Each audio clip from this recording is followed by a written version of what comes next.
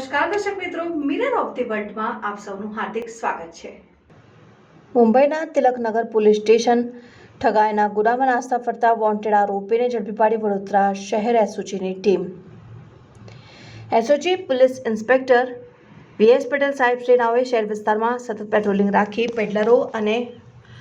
નશેડીઓ ઉપર સતત વોચ તપાસ રાખીને ચાલતી ગેરકાયદેસર પ્રવૃત્તિઓ અટકાવીને કાયદેસરની કાર્યવાહી કરવા તથા અન્ય ગુનાઓમાં નાસ્તા ફરતા અને વોન્ટેડ આરોપીને પકડી પાડવા આપેલ સૂચનાને આધારે જુદી જુદી ટીમે કામગીરીમાં લાગેલ, જેમાં એસઓજીના એએસઆઈ હેમંત તુકારામ નાઓએ બાતમીદારથી બાતમી મળેલ કે મુંબઈના તિલકનગર પોલીસ સ્ટેશનના ઠગાઈ અને છેતરપિંડીના ગુનામાં નાસ્તો ફરતો આરોપી જુબેર શાહ ગુલાબ શાહ દિવાન હાલમાં બાવા અમનપુરા નુરાની મસ્જિદ પાસે ઊભો છે, જે બાતમી હકીકતને આધારે તપાસ કરતા